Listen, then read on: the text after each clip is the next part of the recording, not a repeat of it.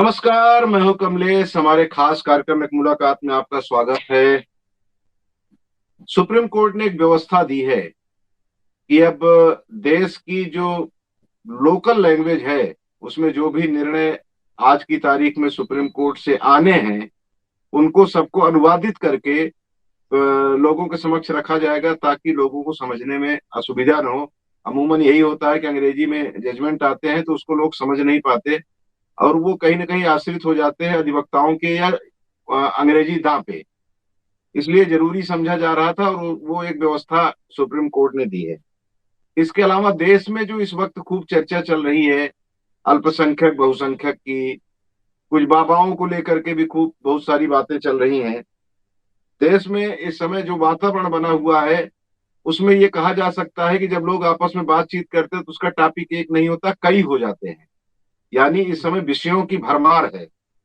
ऐसे ही कुछ विषय लेकर आज हम चर्चा कर रहे हैं। आप सब भली भांति उनसे परिचित हैं। देश के एक विख्यात रहे आईपीएस अधिकारी जो छत्तीसगढ़ में डीजी रहते हुए सेवानिवृत्त हुए करीब 5 साल पहले 2017 में। 1984 में आप आईपीएस बने और उसके बाद निरंतर आप मध्य प्रदेश, अखंड मध्य प्रदेश और उसके बाद छत्तीसगढ़ में अपनी सेवाएं देते रहे। रिटायरमेंट के बाद आपने समाज सेवा को अंगीकार किया और आज की तारीख में आप पुस्तकें भी लिख रहे हैं। समाज में जो उपेक्षित भाव जिनके साथ रहता है उनके लिए काम कर रहे हैं। यानी अपना पूरा समय भोपाल में रहते हुए अखंड मध्य प्रदेश ही नहीं बल्कि उत्तर प्रदेश और दूसरे प्रदेशों में भी आप जागरूकता लाने की कोशिश कर रहे हैं। स्वाभाविक है कि आपने समझ लिया होगा मैं एम डब्ल्यू अंसारी साहब की बात कर रहा हूं, जिनका जन्म तो गाजीपुर में हुआ लेकिन कार्य क्षेत्र उन्होंने रिटायरमेंट के बाद पूरे भारत ही नहीं पूरी दुनिया को बना रखा है। सर, स्वागत है आपका हमारे इस कार्यक्रम में। बहुत धन्यवाद सर, बहुत बहुत धन्यवाद अंसारी साहब, बहुत। अभी एक चर्चा ये चलती है, चल रही है कि सुप्रीम कोर्ट ने एक व्यवस्था दी। मैं बात वहीं से शुरू करूंगा आपसे, जिसमें ये जी कहा जा रहा है कि 4-5 भाषाओं में भी वो शुरू कर रहे हैं। जैसे तमिल में है, उड़िया में है, गुजराती में है, हिंदी में है। अंग्रेजी में तो रहता ही था पहले। तो पहले बड़ी तवक्को थी, लोगों को उम्मीद थी कि उर्दू को भी उसमें शामिल किया जाएगा, क्योंकि हम लोग जो भारतीय हैं वो ये मानते हैं, मतलब जो हिंदी भाषी हैं, कि हिंदी अगर हमारी माँ है तो उर्दू हमारी मौसी है। तो मौसी जी को इसमें सही। शामिल न करने से शायद आपको कुछ कष्ट हुआ होगा। देखिए कमलेश जी, इसका कष्ट तो हमको नहीं है। मैं तो इस जजमेंट का मैं स्वागत करता हूँ। एक बात, कॉन्स्टिट्यूशन में, संविधान में 22 भाषाएं हैं। मैं ये इसके साथ साथ ये चाहता था कि चूंकि उर्दू जो है हिंदी के बाद जो है सबसे बड़ी भाषा है, लैंग्वेज है, बोली जाती है। आज भारत में 26 करोड़ जो है, पूरा स्टेटिस्टिक्स हमारे पास में है।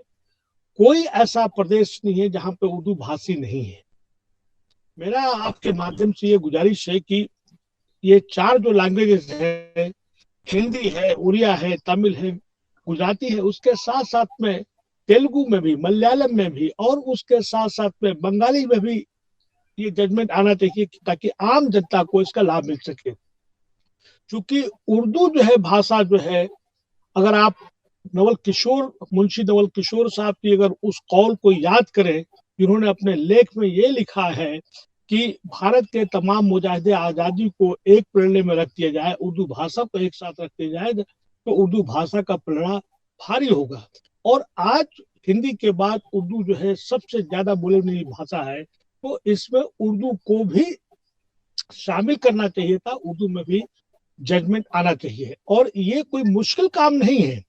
जी जी। ऑलरेडी तमाम कोर्ट्स पे ये व्यवस्था दी गई है, हर एक डिस्ट्रिक्ट में, कि वहां पे उर्दू ट्रांसलेटर्स का अपॉइंटमेंट होगा, जो कि कहीं ना कहीं लगता है कि सरकार उपेक्षा कर रही है या नहीं कर रही है। ये ऑलरेडी व्यवस्था है। डिस्ट्रिक्ट कोर्ट्स पे, सेशन कोर्ट में ये व्यवस्था है कि उर्दू ट्रांसलेशन होना चाहिए, ताकि देखिए तमाम जो पहले डॉक्यूमेंट्स होते थे, तमाम पर्शियन उर्दू में होते थे, तो वो व्यवस्था होनी चाहिए। और आज जो कि सेकंड मोस्ट स्पीकिंग लैंग्वेज है, बोली जाने वाली भाषा है, तो इसको भी उस पर शामिल करना चाहिए। बल्कि मैं तो इसके लिए माननीय सुप्रीम कोर्ट से डिमांड करता हूँ कि उसको पहले शामिल करके इसमें भी वो जजमेंट आना चाहिए। और ये जो जजमेंट है स्वागत योग्य है, लेकिन इसके साथ साथ मैं चाहूंगा कि हिंदी के साथ बंगाली भी होना चाहिए। जैसे जी आपने तमिल किया है, तेलुगु होना चाहिए, मलयाली होनी चाहिए, जो भी मतलब एक मोस्ट स्पीकिंग लैंग्वेज है इंडिया के, उसमें तमाम उसमें आने चाहिए। और इसके साथ साथ मैं ये भी गुजारिश करूंगा आपके माध्यम से कि उर्दू के साथ जो उपेक्षा हो रही है, जो तासुब का रवैया है, चाहे उर्दूदार के लोग हो, चाहे सरकार हो, चाहे स्टेट की सरकार हो, चाहे सेंट्रल गवर्नमेंट है, आप देखेंगे तमाम डिपार्टमेंट को बंद किए जा रहे हैं, प्रोफेसर जो है, टीचर्स को अपॉइंटमेंट नहीं हो रहे हैं।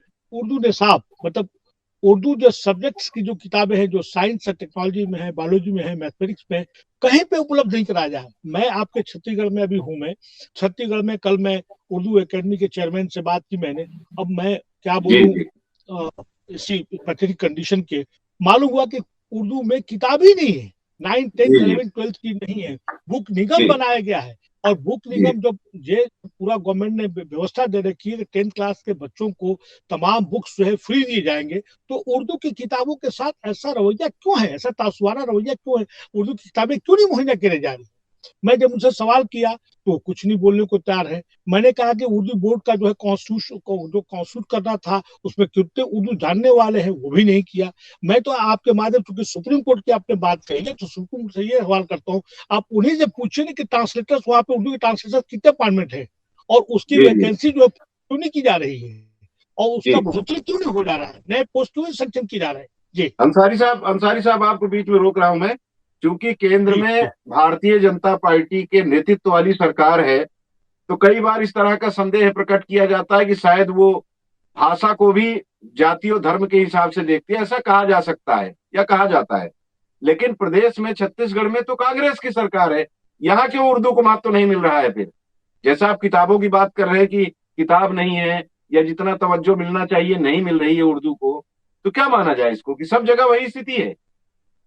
बिल्कुल आपने सही कहा, सभी जगह वही स्थिति है।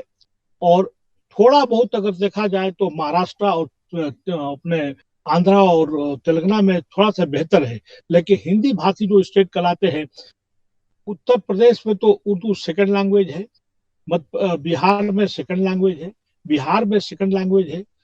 वहां पे भी देखा जाए तो उर्दू निसाब की किताबें नहीं है, तमाम वैकेंसीज को जो है पूरा नहीं किया जा रहा है। आप बहुत से जो ऐसे सेंट्रल यूनिवर्सिटीज है, स्टेट यूनिवर्सिटीज है, कॉलेजेस है, वहां पे उनकी नियुक्ति नहीं हो रही है। आपको यहीं पे मैं तो छत्तीसगढ़ के मैंने बात किया तो मालूम हुआ कि 800 पोस्ट जो वैकेंट पड़ी हुई है। मदरसा बोर्ड में 9 प्रोफेसर की पोस्ट वैकेंट पड़ी हुई है, उसको सरकार कब करेगी? अच्छा, बोर्ड का कॉन्स्टिट्यूशन जो सरकार ने, जब इलेक्शन आ गया नवंबर में जी इलेक्शन, तब अब क्या है, हमें किसी राजनीतिक पार्टी का कुछ में क्रिटिसिज्म नहीं करना है, और नहीं मुझे किसी पावर पॉलिटिक्स की बात करना है। हम तो जी इंसाफ की बात कर रहे हैं कि भाई उर्दू जो है भारत की बेटी है, भारत ही उर्दू है, उर्दू ही गंगा जमुनी तहजीब है।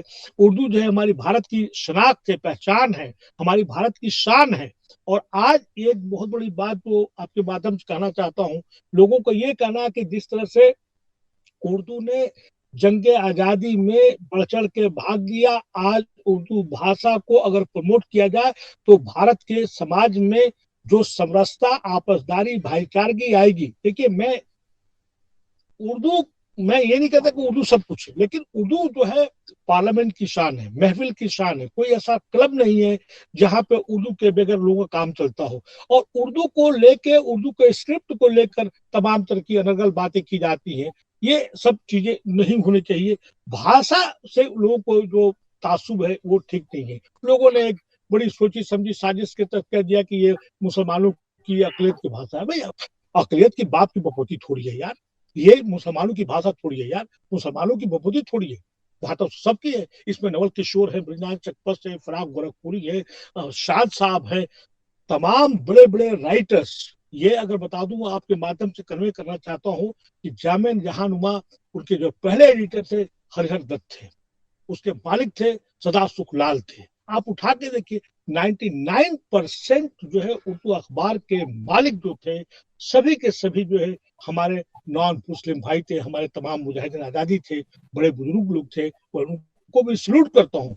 आज ये डे बाई डे जो है जिस तरह के ताशरोया किया गया, ये ऑब्जेक्शन आपत्तिजनक है। हम लोगों को भारत को बचाने की बात करना चाहिए, समरसता की जी बात जी करनी चाहिए, जी आपसदारी की बात करनी चाहिए। सर, सर हम लोगों ने बचपन से देखा, अभी भी पुलिस विभाग में आप जिसमें रहे हैं, डीजी होकर रिटायर हुए आप, वहां तो आज भी तफ्तीश और ये शब्द जो इस्तेमाल किए जाते हैं सब पहले से ही आ रहा है। उर्दू लफ्ज ही इस्तेमाल होते हैं अदालतों में, ज्यादातर उर्दू शब्द आज भी इस्तेमाल होते हैं। तो अभी ऐसा नहीं कि उसको पूरी तरह से खत्म कर दिया गया है। कोशिश जरूर कुछ लोग कर रहे हैं कि उर्दू को उससे बाहर किया जाए, लेकिन ऐसा वो हमारी भाषा में, हमारे रहन सहन में ऐसी वाबस्ता हो गई कि उसको बाहर करना बहुत मुश्किल है। आपका जो स्नेह है उर्दू के प्रति, क्या मैं ये मानूं कि आप कक्षा 1 से लेकर के 5वीं तक एक उर्दू स्कूल में पढ़े, इस्लामिक स्कूल में पढ़े, और उसके बाद फिर आपने किया, या इंटर के बाद की आपकी पढ़ाई पूरी अलीगढ़ मुस्लिम यूनिवर्सिटी से है, जहां से आपने ग्रेजुएशन किया, जहां से आपने लॉ किया, तो उसकी वजह से ज्यादा रुझान है, या पब्लिक में जो रुझान देखते हैं उसकी वजह से आप उर्दू की बात ज्यादा करते मैं हैं? मैं एक बात कहूंगा, हमें वो काम करना चाहिए जिससे कि हमारा भारत मजबूत हो। मैं जी एक बात जी कहूंगा, आपने जो शुरू में बात कही, बहुत अफसोस की बात है कि कुछ एक गवर्नमेंट जिसमें मध्य प्रदेश भी है, हमें छत्तीसगढ़ के बारे में नहीं मालूम है, बाकायदा सर्कुलर जारी किया गया, मेरे पास सर्कुलर मेरे पास में है, मेरे पे अभी मौजूद नहीं है। उसमें ये कहा गया कि पुलिस की लैंग्वेज जहां भी कोई इस्तेमाल हो रही, भाषा का इस्तेमाल हो रहा, उर्दू के शब्द नहीं होने चाहिए। अरे भाई, उर्दू से तुम्हें क्यों नफरत है भाई, ये नहीं करनी चाहिए। अब आपने कहा कि, देखिए मैं आपको बता दूं इंफॉर्मेशन के लिए कि मैं 10th क्लास में संस्कृत में मेरा डिस्टिंक्शन है, और मुझे जी आज भी कभी कभी मुझे कोई पढ़ाए तो मैं पढ़ने को तैयार हूं। मैं उर्दू पढ़ा लिखा नहीं हूं। मैं सिर्फ 4th क्लास तक पढ़ा हूं। मैं हिंदी से में पढ़ा, हिंदी से में बेहद मोहब्बत है। और उसके साथ जब आपने अलीगढ़ की बात की, तो वहां पे तो पूरा इंग्लिश मीडियम, तो इंग्लिश मीडियम मैंने लॉक किया है। पूरी सर्विस से अगर मैं रहा हूं मैं, तो हिंदी का भी पूरा भरपूर इस्तेमाल हुआ, और अंग्रेजी का भी इस्तेमाल हुआ। हम चूंकि कोर्ट में जितने भी मैटर हमारे जाते हैं, सभी अंग्रेजी में होते हैं। हायर लेवल पे जो मीटिंग होते हैं, वो तमाम डॉक्यूमेंट तो इंग्लिश में होते हैं, लेकिन लोअर लेवल पे जो होता है वो हिंदी में होता है। और हिंदी में बता दूं आपको, यहाँ पे ये कहना चाहूंगा कि हिंदी जो है, जिस तरह से भारत की शान है, हम तो एक स्टेटमेंट दे चुका बहुत पहले, मैं शाजापुर में बाल कवि नवीन के उस पे था, बड़े बड़े प्रोफेसर दांत वहां पे थे, तो मैंने कहा कि भाई, हम नॉर्थ इंडिया की बात नहीं कर रहे, हम भारत की बात कर रहे हैं। भारत जी का जी वो भारत, हमको हिंदी पढ़ने में शान महसूस करना चाहिए, और हमें इसमें कोई वो नहीं है। लेकिन जो जो उर्दू है, उर्दू तो तमाम भारत के भाषाओं से मिलके बनी है। अगर जी इसका जी ओरिजिन तो कहते हैं कि अरबी और पर्शियन इसका स्क्रिप्ट है, रस्मुल खत, लिपि। भाई उस लिपि से क्या लेना देना? कोई ऐसा, गुजराती देख लीजिए, गुजरात के बहुत से ऐसे वर्ड है गुजराती के जो उर्दू में है, तमिल के वर्ड जो है उर्दू में है, उड़द है, बाल्टी है, बंदूक है, संदूक है, ये कहीं तुर्की है तो कहीं सर सर उज्बेक सर है। सर सर मेरी मेरी जो जानकारी, आप करेक्ट करिएगा, कि पहले लश्करी जुबान थी, इसको लश्करी जुबान कहा एग्जैक्टली, जाता था। और आपने हमारी बात कर दी। सब जगह की लोकल कम, लैंग्वेज उसमें शामिल है, वो सबको मिला के बनी उर्दू कमलेश तो। जी, कमलेश जी, बिल्कुल आपने हमारी बात कह दी। लश्करी जुबान का मतलब होता है लश्कर, लश्कर का मतलब होता है समूह लेना। सब फौज सब में एक लेवल दिया जाता है कि भाई इतनी हाइट होनी चाहिए, इतना चेस्ट होना चाहिए, ये फिजिकल स्टैंडर्ड है। उसी तरह उर्दू का हाल है। उर्दू जो है तमाम भारत की 22 भाषा प्लस 216 जो डायलेक्ट्स है, हमें करेक्ट कीजिएगा मैं गलत हो तो, बिल्कुल बिल्कुल। उनके सब खून से, उनके खून पसीने से उर्दू भाषा बनी है। उर्दू के साथ ये जुल्म मत करो, उर्दू को मत मारो, उर्दू भारत की बेटी है। आपने पहले हमारी सब बातें कर दी, हमको कुछ कहने के लिए उर्दू के ताल्लुक से कुछ नहीं है। आपने कह दिया कि माँ है तो ये बहन है तो मौसी बनती है। तो भाई ये दोनों, जैसे मनोहर राणा का वो शेर है कि हिंदी उर्दू का जो रिश्ता है, दुनिया के किसी दो जुबानों में नहीं मिलता। ये बहुत बड़ी बात कह दी उन्होंने, बहुत बड़ी बात कह दी। दोनों बहनें हैं, दोनों को जी साथ जी लेकर चलो, दोनों जी का भला होगा। हिंदी जी को जी हमें तमिल में लेके जाना, केरला लेके जाना चाहिए, हमको हिंदी को कश्मीर लेके जाना चाहिए, ईस्टर्न स्टेट्स में ले जाना चाहिए, साथ साथ दोनों को लेके चलना चाहिए। दोनों को भला होगा। हम पूरे भारत को बांधना चाहते हैं, इस उर्दू भाषा के माध्यम से बांधना चाहते हैं जी। बिल्कुल बिल्कुल बिल्कुल, उसका लाभ मिलता है हमको। और आज भी हम अगर छत्तीसगढ़ी की बात करें, या अवधी की बात करें, भोजपुरी की बात करें, तो बिना दोनों के, हिंदी और उर्दू के मिले हुए तो ये पूरी ही नहीं होती। ऐसी बहुत सारी भाषाएं बिल्कुल हैं नहीं जिसके होती है। बारे में हमको जानकारी नहीं, लेकिन सुनते हैं उसको, तो वो एक दूसरे की पूरक है। कमलेश, कमलेश जी, भाषा जो है बहुत ही इफेक्टिव जो कम्युनिकेट जो करेगा आदमी। देखिए, मैं जबकि बस्तर में मेरी पोस्टिंग थी, तो हम लोग जो है बस्तरिया भाषा बोलने की कोशिश करते थे कि ताकि आम जनता के साथ जुड़ सके। हम अंबिकापुर में थे, तो वहां पे थोड़ा बहुत जो है बनारस का या भोजपुर का डायलेक्ट मिलता है, तो हम वहां पे बहुत कामयाब इसलिए हो गए कि जब जनता के बीच में जाता था, लड़कों के बीच में जाता था, ग्राउंड पे जाता था गेम्स वगैरह के लिए, तो मैं उनकी भाषा में, मिक्स भाषा में बोलता था, कहा भैया कहा हो आओ बाल उठ खेल भैया। मतलब जी जी भाषा लैंग्वेज पे इसके साथ कोई वो नहीं होना चाहिए। भोजपुरी का मिक्स था तो हमें बहुत कामयाबी मिली। अब हम चले गए वहां पे बस्तर में, तो बस्तर में हम देखा जाए तो बस्तरिया भाषा नहीं आता था, लेकिन हम उसे बोलने की कोशिश करते थे। यहाँ पे कहीं पे कोई ईर्ष्या, द्वेष, तासुब की कोई बात नहीं होनी चाहिए। भाषा भाषा है, भाषा से क्या रहना। जी हमें जी दोनों जी भाषाओं को करना चाहिए, बल्कि भारत की तमाम भाषाओं को हमें प्रमोट करने की बात करनी चाहिए। जी किसी जी को जी ऊपर से बढ़तरी के लिए वर्चस्व की बात नहीं करनी चाहिए। जी। बिल्कुल बिल्कुल नहीं होनी चाहिए। और सर, आप जब सर्विस में थे तो उस समय ही आपने बेनजीर फाउंडेशन की स्थापना करके बहुत काम उस पे किया है। गाजीपुर, जहाँ के आपकी जहाँ आपका जन्म हुआ था, वहां भी आपने शिक्षा के क्षेत्र में काफी काम किया। अभी क्या पोजीशन है सर फाउंडेशन की? हमारी प्रोड्यूस उसी के बैनर के तहत ही मैं काम कर रहा हूँ मैं। और हमारा अभी फिलहाल जो देखिए, मैं तो सोचा था कि शिक्षा पे काम करूंगा, और अनसंग हीरो जो है, जो गुमनाम मुजाहिद आजादी है, स्वतंत्रता संग्राम सेनानी है, उस पे जी काम जी करूंगा। लेकिन इसी बीच हमको उर्दू लग गई तो उसमें कर रहा हूँ मैं। और बेसिकली हमारा एरिया कार्य क्षेत्र जो है हमारा स्पोर्ट्स है, तो हम स्पोर्ट्स से जो है हम काम कर रहे हैं, अपने क्षेत्र में काम कर रहे हैं। और बेनजीर जी फाउंडेशन बहुत अच्छा काम कर रहा है, लेकिन उसमें जानते हैं फाइनेंसेस की बहुत काफी प्रॉब्लम होती है। फाइनेंस के बगैर कुछ नहीं हो सकता, वो एक बहुत बड़ा कांस्टेंट है। जी। सर, आपने दो पुस्तक लिखी है। कि पुस्तक पे तो पिछले वर्ष ही हमने आपसे चर्चा की थी, बतख मियां अंसारी, जो गांधी जी के रसोइया थे। और एक किताब आपने अभी और लिखी है, ऐसा पता लगा है, शहीद शेख बुखारी, जिनको झारखंड या अखंड मध्य प्रदेश में टीपू सुल्तान कहा जाता था। वो 1857 के युद्ध में बड़ी भूमिका निर्वहित किए थे। उनके बारे में क्या है सर? वो क्या, उसका निष्कर्ष क्या है, पूरा निचोड़ क्या है पुस्तक का? मैं बता दूं आपको कि सुहेलदेव जो वहां के राजा थे, संथाल परगना के, या रांची आज जो क्षेत्र हो गया है, झारखंड हो गया है, उसके ये सिपह सलार थे। और इनके साथ साथ में उमराव टिकैत भी थे। ये अकेले इस शख्स ने, ये 12 गांव के परगना के मालिक थे, वो उनके सिपह सालार थे। ये बहुत ही यंग थे, और इन्होंने अकेले जो है अंग्रेजों के दांत खट्टे किए। और जी जी उसमें ये बिल्कुल वहां पे घुस नहीं पा रहे थे। लेकिन जैसा होता आ रहा है कि आप देखेंगे, 1857 बैटल ऑफ प्लासी में भी गद्दारी हुई, उसी तरह से 1857 में भी हमारे अपने कुछ लोगों ने गद्दारी किया। इनके साथ भी गद्दारी हुई, उस पहलू पे तो नहीं जाना चाहता, लेकिन इनके बारे में जो मैं ठीक से नाम तो मुझे ना नहीं, विलियम जैमसन या क्या पर्सन नाम था, तो उसने कहा था ही वाज मोस्ट नोटोरियस मुटूनियर, उसने कहा। और इनकी डेड बॉडी को पकड़ जाने के बाद उन्होंने वहां पे बरगद सिपाही के नाम से जाना जाता है, टोटोपाली घाटी है, आज भी वो बरगद का पेड़ वहां पे है। इनकी और के साथ उमराव टिकैत की, दोनों की डेड बॉडी 3 दिन तक बरगद के पेड़ पर लटकी रही। और उन्होंने कहा, अंग्रेजों का ये कहना था कि नाउ ये हमारा जो है क्षेत्र जो है पूरे कब्जे में है, अब यहाँ पे कुछ नहीं हो सकता है। जैसे कि टीपू सुल्तान के बारे में, जब उसको डिफीट हो गई तो कहा कि now India is ours, Bharat is ours, उन्होंने बात कही, अब कुछ नहीं हो सकता। उसी तरह उस क्षेत्र में 8 जनवरी को 1858 को इनको और मार्टिन टिकैत को हैंग कर दिया गया था। मैं, कमलेश जी, यहीं पे थोड़ा सा और मैं 1 मिनट दूंगा।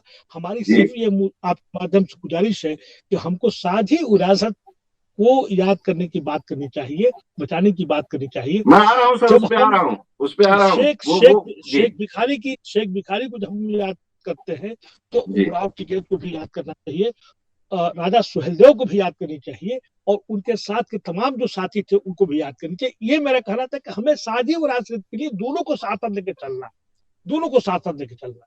जी। जी जी अभी अभी अंडमान निकोबार द्वीप समूह में बहुत सारे नाम को लेकर के खूब चर्चा देश में हो रही है। प्रधानमंत्री नरेंद्र मोदी जी ने कुछ नामकरण भी किया है। लेकिन मुझे भी ऐसा लगता है, और आपका मैं कहीं सुन रहा था, आपने कहीं कहा है कि उसमें मुस्लिम जो देश को अपनी कुर्बानी दी है उनका भी नाम अगर समाविष्ट कर दिया जाता तो खूबसूरती और बढ़ जाती उसकी। नहीं, कमलेश जी, माननीय प्रधानमंत्री जी ने जो 21 आयरन्स नाम है, तो उन्हें जो परमवीर चक्र जो विनर्स है उनके नाम पे किया है। मैं उसके हट के ये बात कहना चाह रहा था कि 1857, हम ऐसे 1757 बैटल प्लासी को पहली जंग आजादी मानते हैं, दूसरी जंग आजादी 1857 को मांगते हैं। 1857 के लेके 1947 के बीच में तमाम ऐसे स्वतंत्रता संग्राम सेनानी जिन्होंने की अपना वो अपनी शहादत दी, उनके नाम पे खास करके हजारों की तादाद में है जो कि उनको कोई नाम नहीं जानता, उनको सप्रेस करने की बात चल रही है। जैसे कि जनरल बख्त खां को कोई नहीं जानता, पीर अली को कोई नहीं जानता, मैं उसी तरह जमुल्ला को कोई नहीं, जो कंबाइंड फोर्सेस के, जो रानी लक्ष्मीबाई से लेके नाना फडणवीस से लेके इन्होंने कंबाइंड स्ट्रेटजिस्ट थे, तो मेरा ये कहना है कि भाई उनके नाम पे भी जो है सब कुछ होना चाहिए। हजारों हजारों की तादाद में है, हजारों हजारों की तादाद में। ये माननीय मंत्री जी ने बहुत अच्छा किया, परमवीर चक्र के नाम पे जो रखा, हमें कोई वो नहीं है। लेकिन 1857 में जहां से चिंगारी फूटी और हमको ऑलमोस्ट पूरे 100 साल लग गए, तो 1857 से लेकर 1943, मतलब 90 साल लग गए, हमको उनको याद करनी चाहिए। वो बहुत महत्वपूर्ण है, बहुत इंपॉर्टेंट है। जी जी जी, बिल्कुल बिल्कुल, जिन्होंने हमें आजादी दिलाई, उनकी जी भूमिका भी आज जिनको हमने याद किया उनसे कम नहीं थी। और ये नहीं कहा जा जी, सकता कि ये बड़े थे कि वो बड़े थे, दोनों बड़े थे हमारे लिए। एक ने उनसे बिल्कुल आजादी दिलाई। सभी। जी हमें छोटा से छोटा सिपाही को भी हमें याद करना चाहिए, छोटा से छोटा सिपाही को भी याद करना चाहिए। जी जी जी सर, आपने साझी विरासत की बात कही, साझी लड़ाई की बात कही। स्वाभाविक है कि हम लोग तो आजादी के बाद पैदा हुए, मैं तो आजादी के बाद ही पैदा हुआ। लेकिन जो पढ़ते हैं, जो जब हम विद्यार्थी थे तब जो पढ़ते हो, तो आज भी जो पढ़ने को मिलता है, उसमें लगता है कि दोनों ने अगर अपना अपना कंधा नहीं दिया होता तो आज भी हम अंग्रेजों के टोकरे उठा रहे होते। सबने मिलकर के लड़ाई लड़ी। लेकिन आज जब ये बातें आती हैं, विशेष करके मुस्लिम समाज के मामले में, कि जरा से भी कोई बात होती तो जब ये कह दिया जाता है कि आपको पाकिस्तान चले जाना चाहिए, तो स्वाभाविक है आपको भी पीड़ा होती होगी। देखिए, ऐसा है कि अंग्रेजों ने पूरी कोशिश की कि डिवाइड करने के लिए तमाम तरह के उन्होंने हथकंडे इस्तेमाल किए, और आज भी पॉलिटिकल हमारा मास्टर जो है अपने फायदे के लिए काम कर रहा है। जो मुस्लिम यहाँ का है वो बाई बर्थ भी है, बाई चॉइस भी है। हम यहाँ के, हम किसी के रहमो करम पे नहीं है। मैं जैसे, मेरी अगर आप बात करें तो मेरे वालिद साहब भी पाकिस्तान मतलब बांग्लादेश गए भी, जो है बात करने में कोई हद नहीं, लेकिन भाग के चले आए। और हमारे अपने जो बड़े बुजुर्गों ने भी बड़ी मतलब उसके मुखालफत की थी। आज जो है पाकिस्तान, जो है पाकिस्तान जो तालिबानी में पे चला गया, फंडामेंटलिस्ट पे चला गया। यहाँ के भी देखा जाए तो कुछ एक फंडामेंटलिस्ट फोर्सेज, राइटिस्ट फोर्सेज है, इस तरह की बात करती है, और सिर्फ पॉलिटिकल पावर के गेन के लिए बात करती है। मुस्लिम जो आज 25-30 करोड़ है, तुम पाकिस्तान कैसे भेज सकते हो भाई? तुम इनसे काम क्यों लेना चाहते हो? तुम इनको क्यों बोझ बनाना चाहते हो? तुम इनको कहते हैं कि साहब मुसलमान पढ़ता लिखते हैं, मुसलमानों को पढ़ने लिखने नहीं दिया। तुम उनको रोजगार के नाम पे डिस्क्रिमिनेशन से लेके, डिप्राइवेशन से लेके, सप्रेशन से लेके सिस्टमेटिक एलिमिनेशन तक तो बात हो रही है, और हर बात पे कब्रिस्तान और पाकिस्तान का में हमारे डायरेक्टली इनडायरेक्टली देखा जाए, ब्रिगेडियर उस्मान अगर नहीं होते तो कश्मीर हमारे हाथ से निकल जाता। आप पीर अब्दुल हमीद की बात करें, पैटर्न टर्म को, जो कि जनरल पैटर्न ने कहा था कि ये अजय है, इसको कोई मार ही नहीं सकता, वीर अब्दुल हमीद ने रिकॉर्ड में 7 की बात होती कि जनरल पैटर्न को मारा, उसे 10 बार। आप कहां पे लेके जाओगे, किस कहां कहां कहां तुम निकारोगे भाई? आप निशानी को खत्म करने पे लगे हो। ये तो साझी विरासत है। भारत जो है, इसकी खूबसूरती है कि तमाम जो है लैंग्वेजेस, तमाम तरह के मजहब, मजाहब, धर्म, जाति, बोलियां, इसकी खूबसूरती है। एक अच्छा फूल, मैं कहता हूँ, एक पूरा पूरा फुलवाड़ी को सिर्फ गुलाब लाल लाल कर दिया, बेस्ट क्वालिटी का लगा दे, उसमें कोई खूबसूरती नहीं। रंग बिरंग के जब फूल होंगे चमन में, तो भी उसकी खूबसूरती होगी, तभी उसकी खूबसूरती। मैं आपके माध्यम से ये बात कहना चाहता हूँ कि शक्ति भी शांति भी भक्तों के गीत में है, शक्ति भी शांति भी भक्तों के गीत में है। धरती के वासियों की, धरती के वासियों की, भारत की धरती की वासियों की मुक्ति, मुक्ति प्रीत में है, मोहब्बत में है। हमें इसकी बात करनी चाहिए, हमें इसकी बिल्कुल बात इसकी करनी है बात करनी पाकिस्तान। चाहिए सर। लेकिन कभी कभी बड़ी पीड़ा होती है। मतलब वो जैसे कहते हैं ना कि तालाब में एक मछली अगर गंदी हो तो पूरे तालाब को गंदा कर दिया करती है। वो हिंदुओं में भी है, मुसलमानों में भी है, वो ईसाइयों में भी, सब में मिलते हैं। वो लेकिन फुल्ली बात अगर एग्री हिंदू, आप, जी, जी मुस्लिम की फुल्ली बात करूं आपकी सर, जी मुस्लिम की बात करूं सर, तो जो लोग बाई चॉइस, जो बात आपने कहा, जो पाकिस्तान चले गए, जो कराची में या अलग अलग खित्ते में पाकिस्तान के रह रहे हैं, अभी तो पूरे पाकिस्तान की हालत खस्ता है। बताने की जरूरत नहीं कि पूरी दुनिया देख रही है कि कैसे शरीफ खानदान कटोरा लेके घूम रहा है, जी पूरा कैसा कैसा वो मुल्क भुगत रहा है इस वक्त। वो सबके साथ है, लेकिन जो भारत से गए हुए मुस्लिम हैं, वो कहते हैं कि हम दोजख में हैं, जन्नत तो भारत है। तो ये बात यहाँ जो मुट्ठी भर लोग, जो नौटंकी करने वाले लोग हैं, उनको नहीं समझ में आता सर। देखिए, आपने अ, हमारी फिर अगर आप पहले बात कह दी कि हमारे बीच के खास के जो एक्सट्रीमिस्ट लोग हैं, जाहिल लोग हैं, बहुत कभी कभी बेहुदा स्टेटमेंट दे देते हैं, प्रोवोकेटिव देते हैं। उसका जो है राइटिस्ट फोर्सेस, या आपके माध्यम से कह सकता हूं कि हमने नहीं बात कही है, आरएसएस के नहीं नहीं। बारे में या संघ के जी बारे में लोगों ने कहा है, बाकायदा किताबें लिखी गई हैं और लोग जी लिख जी रहे हैं, RSS is a great menace to this country, a threat to this country. तो उसी जी तरह से मुस्लिम में भी है बेहुदा बात करने वाले। अच्छा, ये जो बात कर रहे हैं आप, हमें कुछ नहीं कहना है। देखिए, पाकिस्तान बनने के बाद 47 में, उसी वक्त 48 में ही, एक तरह से जिस तरह से वहां पे भी सेक्रेटरियन लाइन पे जात को लेके और कास्ट को लेके, क्लास को लेके, भाषा को लेके बात हुई, 48 में ही जो है बांग्लादेश की नींव पड़ गई जी और बांग्लादेश से अलग हो गया। और हमको जो इनसे सबक सीखना लेना चाहिए। आप उठा के देखिए रशिया का क्या हुआ, 90 में टुकड़ा टुकड़ा हो गया। हमको ये सब चीजें बातें, हमको हर वो काम करना चाहिए जिससे कि बधे। देश एक बंधा हम रहे, एक एक सूत्र में। जी हमको जो है, हमको हमारा बीच में जो आदमी जो कोई आपराधिक तत्व है, सामाजिक तत्व है, गलत काम करता है, तो हमें कंडेम करना चाहिए। हम उसको स्ट्रांगली कंडेम करते हैं। अब रहा बात में बात की कि लोग वहां पे गए, तो जाहिर सी बात, उनको महाजित किया गया।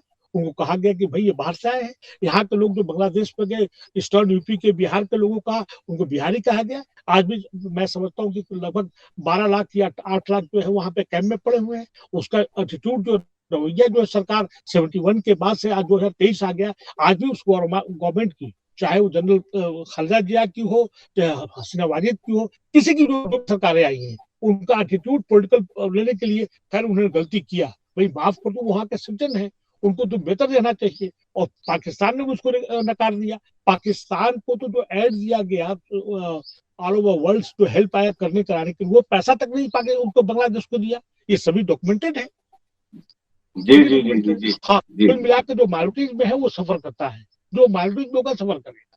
जी जी जी। मतलब ये हम कह सकते हैं कि भारत दुनिया में एक ऐसा वाहिद देश है जिसने जो भी आया यहाँ अपने गले लगा लिया और अपने हृदय का टुकड़ा बना लिया उसको। बिल्कुल सर, वो फिराक गोरखपुरी साहब का वो शेर है कि लोग आते गए, कारवां बनता गया, ये इनका बहुत बड़ा शेर है। इसमें आके जम कर गया, ये इसमें आके मिल गया, घुल मिल गया। अगर जी जी एक बार जो है दूध में है शहद, तो शहद में दूध मिल जाएगा, अलग नहीं हो सकता, शक्कर हो सकता है। जो आ गया इस पे आके मिल गया, आके ये इसका हिस्सा बन गया। हिंद हिंद में हिंदुस्तान बन गया, भारत भारतीय भारतीय बन गया, ये बन गया। जी जी जी। भारत की खूबसूरती तो यही है, इसीलिए बढ़ती है सर, पूरी दुनिया इसके सामने नतमस्तक होती है कि यहाँ जो आपने जी कहा कि एक रंग का फूल नहीं है, तमाम रंग के फूल हैं। और वो फूल इतना जी खूबसूरत बागबा बना, इसको बाग बना दिया करते हैं कि क्या कहा जाए इसके बारे में। हम लोग यहाँ के हैं इसलिए कहते हैं, लेकिन बाहर के लोग भी कहते हैं कि काश हम भी हिंदुस्तान में पैदा हुए होते तो हमें भी हाँ। जीते जी जन्नत मिल जाती। जी जी सर। हाँ, नहीं, आपकी बात से बिल्कुल सहमत। I am really very very proud. और कहने को तो बहुत कुछ है, लेकिन बहुत लंबा टॉक हो जाएगा। और अगर कहेंगे तो मैं अलग से बहुत सी बात हो सकती है, जी उर्दू जी को लेके, मुस्लिम मसाल को लेके बात हो सकती है। जी जी जी। नहीं, आपसे आनंद आ रहा है बात करने में, लेकिन हम लोग पत्रकार हैं तो थोड़ी सी आदत होती है कुरेदने की। आप छत्तीसगढ़ में थे, तो छत्तीसगढ़ को जिस रूप में आपने देखा, आज आप रिटायर हुए, हालांकि ज्यादा वक्त नहीं हुआ, सिर्फ 5 ही वर्ष हुए हैं, अभी भी आप छत्तीसगढ़ से अपनी यादें सजोए हुए हैं और यहाँ आना जाना आपका है। कैसा दिखता है यहाँ का निजाम, यहाँ की आवाम, आज आपको कैसे दिखती है? नहीं कहते हैं ना कि भाई निजाम तो ठीक ठाक है, सब कुछ ठीक ठाक है। और मैं समझता हूँ कि आप शायद नक्सल फ्रंट की तरफ बात करना चाहते हैं। लॉ एंड ऑर्डर की, लॉ एंड ऑर्डर बिल्कुल अच्छा है, यहाँ पे शांति प्रिय है। अब रहा सवाल की जो आप इशारा कर रहे हैं कि निजाम की बात, वो बस्तर की बात करें। देखिए, नक्सलाइट जो है, डेमोक्रेसी में किसी तरह का वायलेंस का कोई जगह नहीं है, जहाँ के भी डेमोक्रेसी है। और ये जो कुछ भी आपने शुरू में क्या क्या अल्पसंख्यकों के साथ में फील होता है सेंट्रल गवर्नमेंट, डेमोक्रेसी में नहीं है। हम लोग को as per constitution, as per rule of law, due process law की तरह हम लोग काम करना चाहिए। जो कोई अगर प्रताड़ित है या विक्टिमाइज महसूस करता है, तो उसको चाहिए कि as per rule of law, constitution की तरफ अपने आवाज को बुलंद करनी चाहिए। ये कुछ और बात है कि मीडिया को लोग सप्रेस करना करना चाहते हैं। अब जहां जो इशारा कर रहे हैं नेक्सलाइट, देखिए बता दूं कि वायलेंस जो है किसी चीज का सोल्यूशन नहीं है। नेक्सलाइट को जब मैं आईजी बस्तर था उस वक्त भी था, जब 90 में था, 90 में तो खैर बहुत ही स्लो प्रोसेस में था, लेकिन हमारे टाइम पे जब मैं आईजी बस्तर था तो उसके चरम पे था। उस वक्त ने कहा कि भाई वायलेंस कोई सोल्यूशन नहीं है, आज नहीं तो कल उसको खत्म होना चाहिए। दरअसल कहीं न कहीं सरकारें, जो भी सरकारें रही हैं, उस क्षेत्र को उपेक्षा किया है और उसका एडवांटेज उन्होंने लिया है। और सबने जो है, तो वहां का गरीब सिटीजन है, नागरिक है, चाहे आदिवासी करे, कुछ भी करे, उसको सरकारी अमला कह लीजिए, मैं आपके माध्यम से कहना चाहता हूँ, नाम लेना नहीं चाहता, सरकारी अमला ने भी उनका जो है शोषण किया। सरकारी अमला के साथ साथ राजनीतिक उनका शोषण हुआ, और जो बाहर के लोग आए उन्होंने भी उसका शोषण किया, जिसका कि एडवांटेज जो है नक्सल लीडर, उन्होंने अपने फेवर में भी उसको एक्सप्लेट किया। नक्सल जो लीडर है, आप उनके देखिए कि उनका नक्सल लीडर को परिवार कैसा रहता है, कहाँ रहता है, वो क्या कर रहा है। सफर जो है, विक्टिम जो है, जो निचला तबका है वो करता है। पुलिस फोर्स का भी अगर देखा जाए, जो कांस्टेबल है, हेड कांस्टेबल है, वो उसका विक्टिम बनता है, वो आरएस का बनता है। जो बड़ा बड़ा कमांडर है, जो बड़ा बड़ा नेता, उनका कुछ नहीं हुआ, एक्सेप्ट ए फ्यू एक्सेप्शन। जो झीरम घाटी कांड हुआ, हाँ हाँ, कुछ घटनाएं और हुई। झीरम घाटी, एक एसपी चौबे साहब भी मारे गए थे उसमें जी। मैं आ रहा हूँ, मैं कमलेश जी, माने कमलेश जी, मैं उधर आ रहा हूँ। इस तरह तो जो एक छिटपुट घटनाएं हुई जो बहुत दुखद हुई। चौबे वॉज माई सबऑर्डिनेट, मैं उसको सल्यूट करता हूँ, मैं उसको बहुत रिस्पेक्ट करता हूँ। मैं उसी तरह से माननीय महंत कर्मा जी को, जिनको कि मैंने आपके माध्यम से कहा था, तो मैंने कहा टाइगर ऑफ बस्तर, उस शख्स ने नक्सलाइट को, नक्सलियों को खत्म करने के लिए, पुलिस को खत्म करने की पूरी जान लगा दी। उनके साथ मुझे याद नहीं आ रहा है, एक एक दिन में कम से कम 20-25 किलोमीटर चलते थे। और वो शख्स के साथ हमको चलना, मैं तो उस जमाने में बहुत यंग था, हमको चलने में दिक्कत होती थी। उसका बहुत बड़ा कंट्रीब्यूशन है। और ये दो चार इस तरह के, और हमारा एक भास्कर भी था, उसके साथ भी दुखद घटना हुआ, मैं उसको भी याद करता हूँ, 1924 को याद करता हूँ, झीरम घाटी को याद करता हूँ, मैं जितने भी उसमें माननीय नंद कुमार पटेल जी थे, शुक्ला जी, सबको याद करता हूँ। ये सब दुखद घटनाएं, लेकिन वायलेंस जो है, हिंसा जो है, सोल्यूशन नहीं है। आज तो कल जी खत्म होगा, इनको जी। खत्म ही होना है जी। और कुल मिला के लॉ एंड ऑर्डर के फ्रंट पे, नक्सल फ्रंट पे सब कुछ नियंत्रण में, सब कुछ ठीक है। हाँ, अब रहा सवाल कि जो पॉलिटिकल पोलिटिशियन जो करते हैं, जो ओवरऑल होलिस्टिक जो अप्रोच बात है डेवलपमेंट का, वो नहीं होता। कहीं ना कहीं झलक मिलता है कि भाई ये बायसेस हो रहा है, या झुकाव अलग अलग है। ये सिर्फ पॉलिटिकल माइलेज लेने के लिए बात हो रही है जी। बिल्कुल बिल्कुल बिल्कुल सर, वो तो राजनीति तो अपनी चाल चलती है, उसका अपना एक तरीका होता है काम करने का, वो करते हैं। मैं यू नो बेटर, छत्तीसगढ़। आप जी जितना ज्यादा बेटर, आप ज्यादा जी बेटर जानते हैं जी, जी। अखंड ज्यादा मध्य बेटर प्रदेश जानते जब हैं। हमारा था तो एक बड़ा सूबा हुआ करता था। छत्तीसगढ़ एक छोटा राज्य हो गया, स्वाभाविक है कि यहाँ जी अधिकारियों की संख्या भी सीमित हो गई। मैं पुलिस विभाग की बात करूं तो आप जब बस्तर एसपी थे तो आपके ऊपर उस समय जीपी सिंह साहब ने एक आरोप लगाया था। अब मैं उसी को थोड़ा सा अगर बढ़ाऊं तो बहुत सारी चीजें ऐसी इस प्रदेश में हुई हैं। कौन कौन लोग कितना कितना परेशान हुए, कौन कौन लोग अंदर गए, किनके ऊपर क्या क्या अदालती कार्रवाई हुई, क्या कानूनी कार्रवाई, इससे आप वाकिफ हैं। ये जो कुछ होता है, इससे अधिकारियों का कहीं ना कहीं मनोबल टूटता है।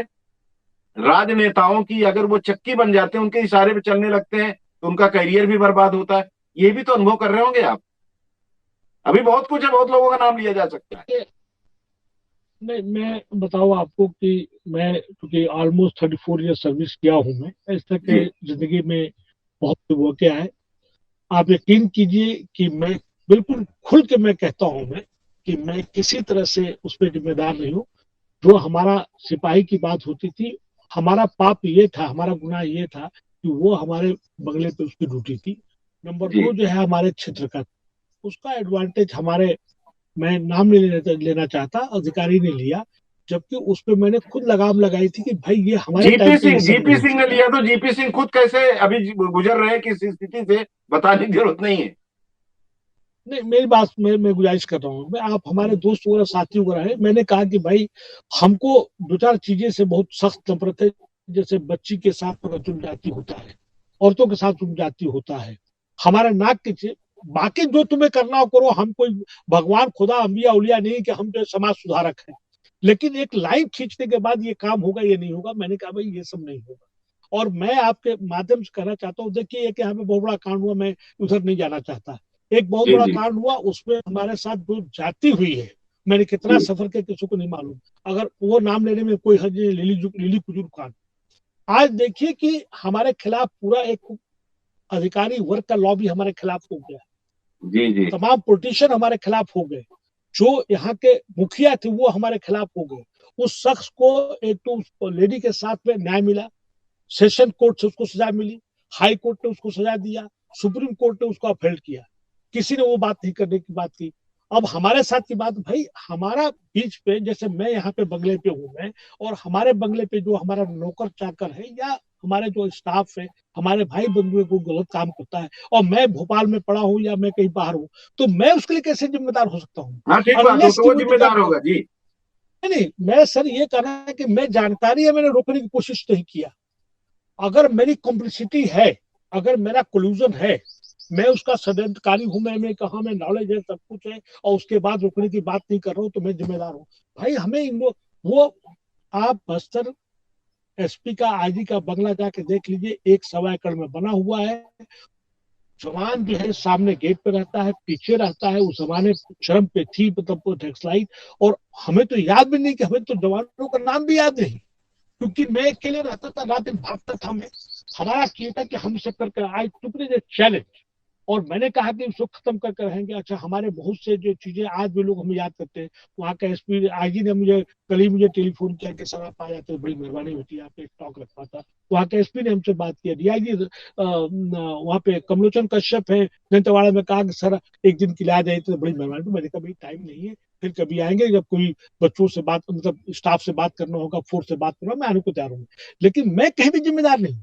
हमारे, मैं आपके माध्यम से, बल्कि माननीय रमन सिंह जी को मैं सल्यूट करता हूँ, मैं उनको भी बहुत आदर करता हूँ। मैं उनको जब जी पूरी जी बात बताई, कहा कि भाई अंसारी हम आपके साथ में हैं। वहां पे उस टाइम की जो अमन सिंह थे, मैं उसकी भी तारीफ करता हूँ, मैं उनको भी सल्यूट जी करता हूँ। कहता कि नहीं, आपके साथ नाइंसाफी हो गई, गलती हो गई। अब उनकी भी, आपने शुरू में कहा कि आइडियोलॉजिकल, उनकी भी आइडियोलॉजिकल मजबूरी है, और आइडियोलॉजिकल मजबूरी की वजह से हमारे लिए कुछ नहीं कर सकते थे। और ठीक है भाई, हमारा आप जानते हैं सर्विस में अगर पॉलिटिकल मास्टर न हो, आकार न हो, गॉड फादर न हो, आप कुछ नहीं कर सकते। मतलब बहुत से मैं ऐसे सर चीजें हैं सर जो सर समझ। सर आप सर आपको रोक रहा था, आप शायद उस तरफ इशारा कर रहे हैं कि आज आपके घर के बाहर नेम प्लेट जो लगी होगी पूर्व डीजी, उस समय अगर हो नहीं जाता तो पूर्व डीजीपी की होती। एएन उपाध्याय जी को आपकी जगह बना दिया गया। वो आपके साथ बेइंसाफी हुई थी जिसका आप इशारा कर रहे हैं जिस तरफ। नहीं, देखिए ऐसा है ना कि पॉलिटिकल मास्टर को क्या चूज मैं करना है, हम कौन होते हैं कहने के लिए। और जी कोई ना जी कोई तो आदमी सफर करेगा ना भाई, हमारी जी तरह से और भी बहुत से ऑफिसर सफर करते हैं। तो we should take it a challenge. जी ये जी क्या कम है कि कमलेश जी मुझसे कह रहे हैं, खबर करवा रहे हैं कि अंसारी जी को एक मुझे इंटरव्यू लेना है। मैं तो कमलेश जी की बात तो शूट करता हूँ। हमारे पास मीडिया वाला जब निकलता हूँ तो कहते हैं 1 मिनट आपसे 2 मिनट में बाइट लेना है हमको। भाई ये क्या कम है? मैं जी कहीं पे जी खड़ा बिल्कुल होता हूँ, मैं तो बिल्कुल। झोला लटका कर लेता हूँ मैं। आप अगर यहाँ पे अगर आप आइए मोस्ट वेलकम, देखिए मैं तो बैरक में रहता हूँ, और उसमें बड़ा आनंद है, बहुत आनंद है। जी जी मैं पूरा अपना झोला लेके चल रहे हैं, बहुत अच्छा है, बहुत अच्छा लगता है। ये क्या कम है कि इस बिग कॉम्प्लीमेंट फॉर मी कि कमलेश जी कह रहे हैं कि नहीं, एम्प्लॉय अंसारी से मेरी बात कराओ, मुझे आधा घंटा बोलना है, 35 मिनट 45 मिनट बोलना है। इस big complement for me, I am really proud. बिल्कुल बिल्कुल सर, आपने जो किया है वो एक इतिहास बन गया है और सदियां उसको याद करेगी। एक बात और सर, मैं थोड़ा एक आध दो प्रश्न और आपसे पूछूंगा, लेकिन इसी बीच में पूछ लूं, गाजीपुर की बात जो आती है, तो प्रयास में हम लोग कहा करते हैं गाजीपुर के हमारे मित्रों से, यार गाजीपुर में माए कौन से चक्की काटा खाती कि वहां सिर्फ वीर ही पैदा होते हैं, गाजी ही पैदा होते हैं। बहुत सारे छत्तीसगढ़ भी उससे आरएलएस यादव साहब आप हुए, अभी भी कई कोरबा के एसपी संतोष जी गाजीपुर के, और भी कई अधिकारी हैं जो गाजीपुर के ही हैं। तो चाहे फौज हो, चाहे पुलिस हो, चाहे अधिकारी हो, चाहे कर्मचारी हो, ऐसा क्या है उस हवा में?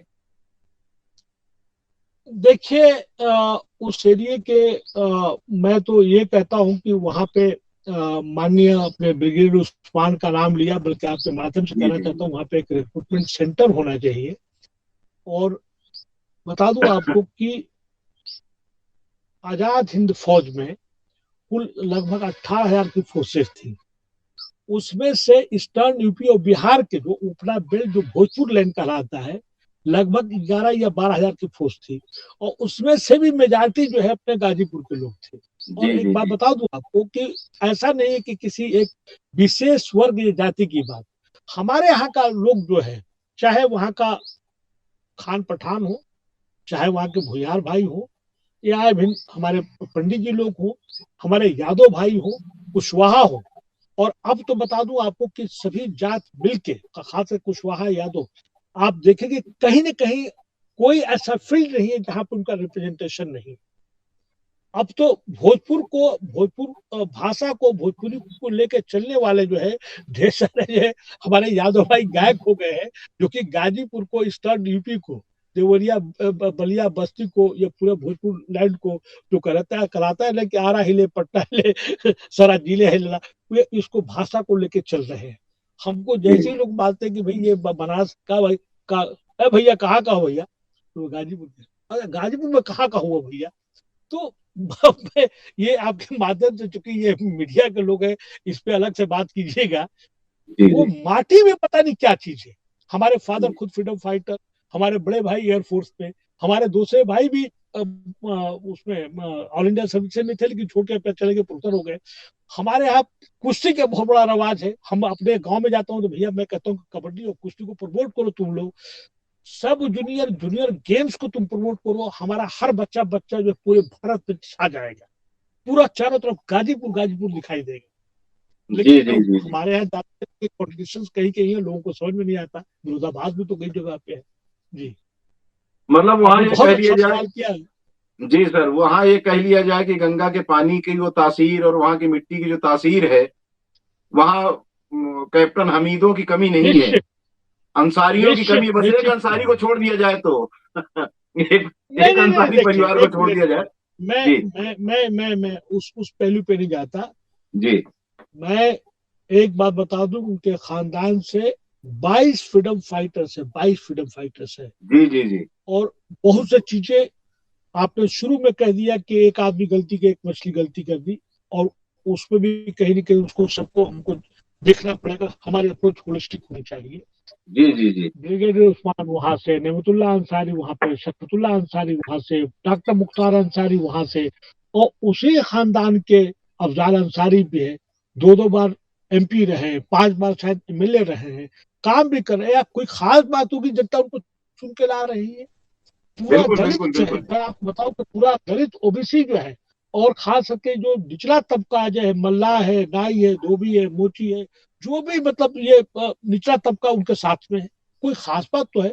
देखिए मैं बता दूं कि एक ये कोई माने या ना माने, माननीय सरजू पांडे हमारे जिले के 20 साल तक एमपी रहे। जी आप इस बात से समझ जानते होंगे आप। मैंने उनकी बहुत इज्जत करता हूँ, हमारे फादर बहुत अच्छे ताल्लुकात थे, उनके पैर में सिर्फ चप्पल देखा मैंने, धोती देखा।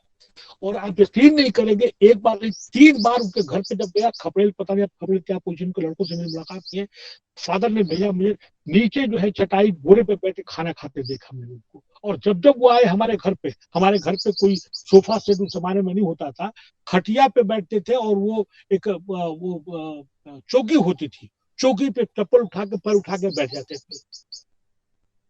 कुल मिला के जो आपने पहले शुरू में कहा कि हमारी गंगा की पानी, मिट्टी की तासीर, उस जमीन की तासीर, उस मातृभूमि की तासीर, उसको मैं सलाम करता हूँ, उसको नमन करता हूँ मैं। उस पर कोई ताकत है जिसकी वजह से लोग आगे बढ़ रहे हैं। बिल्कुल सर। जिस जमाने के आप सरयू जी की बात कर रहे हैं, उस जमाने के बहुत सारे राजनेता आज भी जिनका नाम बड़े अदब से लिया जाता है। ये कहा जा सकता है कि सुभाष चंद्र बोस जी को हिटलर जैसे तानाशाह ने दुनिया के उस समय के जो बड़े लोग थे, बड़े अदब के साथ उनको नेताजी कहा था। आज किसी को आप नेताजी कह दीजिए तो बोलता है भाई गाली मत दे यार, इस शब्दों का अवमूल्यन नेताओं के कारण हुआ है, तो उधर न जाए। लेकिन एक बात और है सर, मैं फिर छत्तीसगढ़ पे आपको ला रहा हूँ। एक अभी बागेश्वर धाम की चर्चा खूब चल रही है। राजनीति इस मुकाम तक चली गई है कि एक बाबा की आड़ में बैठ करके राजनीति की जा रही है। देखिए ऐसा है कि वो एक मैं शुरू सरयू में जी थे कहने या एक नेताजी सुभाष जी थे, और आज के नेता है कि एक बाबा की पीठ के पीछे बैठ करके राजनीति दोनों दल कर रहे हैं। मैंने शुरू में ही कहते कि हमको हर वो काम करना चाहिए जिसकी भारत बने, भारत को चिथा चिथा नहीं करना, बांटना नहीं है। मैंने शुरू में आपसे कहा था एक जी चीज। और बाबाओं ने इन्होंने ऐसा पाखंड बढ़ाया, मैं किसी बाबा का नाम लेना नहीं चाहता। जी जी हमें हमारी साइंटिफिक होनी चाहिए, हमारी जो है एटीट्यूड जो है साइंटिफिक होनी चाहिए, हमें मॉडर्न होना चाहिए। देखिए जितने भी ये बाबा टाबा है, मैं किसी का नाम लेना चाहता, इन्होंने भारत का भट्टा बेड़ा गर्क कर दिया है। और हमारे बीच में मुल्ला मौलवी भी है, मुल्ला मौलवी भी है। भाई तू यार को हर जगह तुम, मैं खुद नमाज पढ़ता हूँ, मैं हमें पूरा खुदा पे यकीन है, लेकिन भाई उसके ऊपर घर पे रख मेरे भाई, इसको रोड पे ना ले, व्यवस्था को न खराब कर। हमें बांधने की बात करना चाहिए। हमारे घर में सभी लोग जो है गॉड फेयरिंग लोग। गॉड फेयरिंग का मतलब है कि भाई तू किसी भी जात धर्म का आदमी जो है उसकी मदद क्यों नहीं करता, अगर उसको जरूरत है तो अपने पड़ोसी को देखभाल क्यों नहीं करता, इंसाफ की बात क्यों नहीं करता, गलत बात पे तो आवाज क्यों नहीं बुलंद करता। बाबा लोग जो है, ये बाबा लोगों ने पूरा भारत का भट्टा बैठाने पे लगे हुए हैं। और ये सब के सब जो है सुपरस्टिशन, अंधवाद, अंधभक्ति का काम करने पे लगे हुए हैं। हमको इनसे जो है कोई महामारी आएगी, कोविड आएगा, प्लेग फैलेगा, इससे भला नहीं होगा। हमारा टेम्पल जो आज होना चाहिए, स्कूल होना चाहिए, हॉस्पिटल होना चाहिए, साइंटिफिक इंस्टीट्यूट होना चाहिए। हमें इन सब चीजों को लेके चलने चलाने की बात है। अब रहा विश्वास की बात, फेथ की बात, आस्था की बात, बहुत अच्छी बात है भाई, इसको तुम घर जी पे लो। जी जी। तुम सर आखिरी उस सवाल। उस आ, उस स्लोगन को तुमने, उस स्लोगन को, वो जो स्लोगन जो था, हमारा जो नारा था, तुमने उसको गंदा कर दिया। तुम मुझे खून दो, मैं तुझे आजादी दूंगा। ऑलरेडी भाई ये भारत ऑलरेडी है, ये सबका है, ये किसी के बाप की बपौती नहीं है मेरे भाई। इसमें जो है 140 करोड़ जो अभी सेंसस में आया है कि 140 148 करोड़ भारतीय हो गए हैं, ये सबका भारत है, सबका भारत है। सबको बांधने की बात करो, सबको बांधने की बात करो जी। महोदय, आप चूंकि कई क्षेत्रों में काम कर रहे हैं, पूरी संजीदगी के साथ काम कर रहे हैं, पूरे ईमानदारी के साथ काम कर रहे हैं, कैसा हिंदुस्तान देख रहे हैं आप कि हम कैसा हिंदुस्तान हमारा बन रहा है और कैसा हिंदुस्तान बनना चाहिए, सार उसका जी। देखिए ऐसा, आप बुद्धिजीवी है, हम जो है हम हम अपने मुल्क पे मुझे बहुत गर्व है। I am really proud of my country. हम सिर्फ ये बात कहना चाहते हैं आपके माध्यम से कि हर शख्स को, हर भारतीय को वो काम करना चाहिए, हर बाशिंदे को वो काम करना चाहिए जिससे भारत एक हो। हमारे भारत में, भारत के समाज में किसी प्रकार का कोई टूटन, किसी प्रकार का कोई विरोधाभास, किसी प्रकार का कोई कॉन्ट्रडिक्शन या अलगाव नहीं होना चाहिए। मैं ये बात कहता हूँ।